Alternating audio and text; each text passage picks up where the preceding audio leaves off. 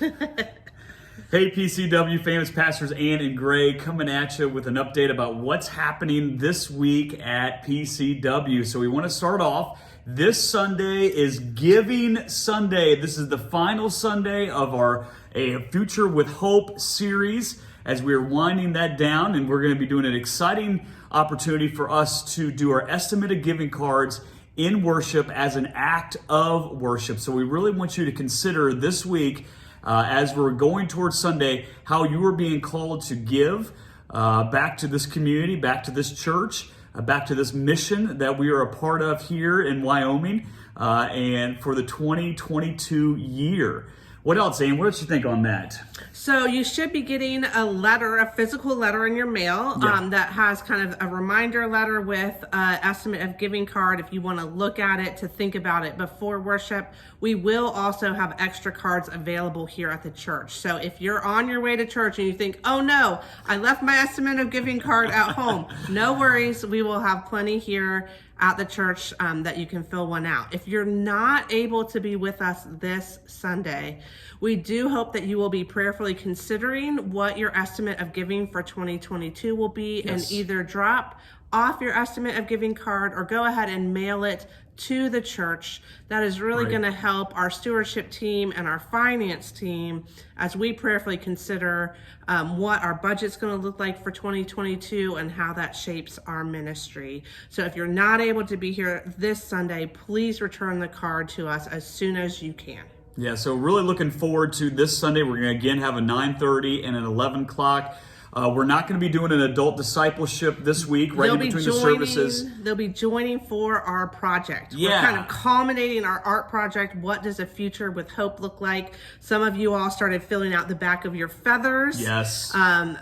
Kelly is going to be, our artist is going to be starting to assemble the project, but this Sunday is our last Sunday to add to it, and then on the 21st will be the final piece. Yeah. And we're excited to have so many people involved. So in between the two services, we invite you to join our kiddos in adding to our Future with Hope art project. Yeah, that's going to be a lot of fun, and just to see the culmination of that and come be a part of that. It's a beautiful project, and the kids are having a blast, and we're getting a lot of folks in the community to be a part of it as well.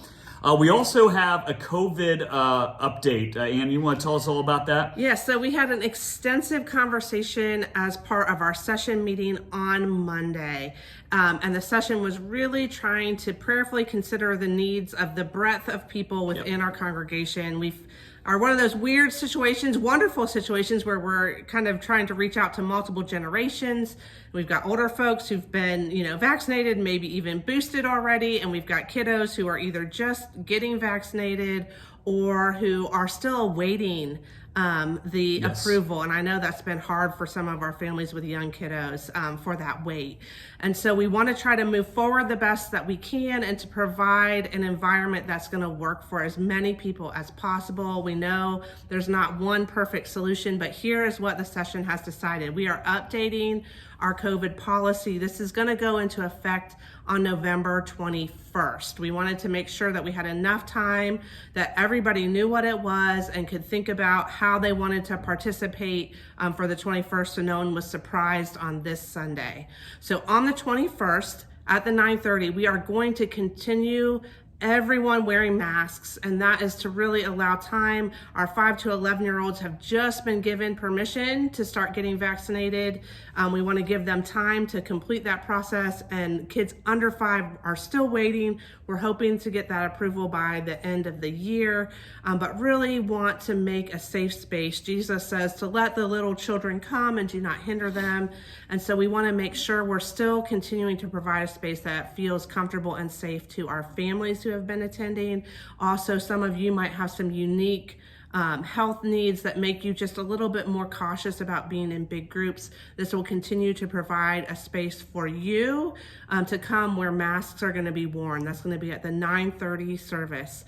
Starting November 21st at the 11 a.m. service, we know that many people are saying, I'm as safe as I'm going to be. I really need to be able to connect with people on a level that I can't do with masks. I have trouble, with hearing and reading lips and breathing and all of the things. So starting on the 21st at the 11 a.m. service. If you are vaccinated, masks will become optional for you. Obviously, if you're unvaccinated, we need you to keep wearing your mask. But if you're vaccinated at the 11 a.m., masks will become optional starting on the 21st. The session has also recommended if you're meeting with for a committee meeting or a small group, that you would just have that conversation within your group about what the comfort level is, if vaccinated people would remove the masks, and if you have agreement there that you could start removing your masks there if you're vaccinated. Obviously, with our kids, as we've mentioned before, we're just starting that process and some folks are still waiting. So for our children's ministry, we are going to ask that volunteers still mask around our kids. If you're in the building around our preschool children, we need to follow lads and lassies safety protocols, so we need you to mask. But we're trying to kind of create some opportunities for those of you who've kind of got your full protection to start moving forward with that. Okay. So we hope that you will continue to keep the leadership, the session, your staff in your prayers as we navigate this challenging time. The session is going to continue to assess, and as things continue to evolve, they will continue to make recommendations, and we will be sure to keep you posted on those. All right, thank you, Ann. I'm thankful for that update from our COVID, from our session. So we also want to give you a heads up on our sharing tree. So this week, and you should have got an email on Wednesday about it, that we now can give online to our sharing tree. So we're collecting gift cards, but you can just give money, and then we're going to buy gift cards with that money to support needy families from Valley Interfaith. So I encourage you to be generous in that and give, so that we can really make Christmas special for needy families right here in our community. God bless. We look forward to seeing you all on Sunday and hope to see you then. Bye.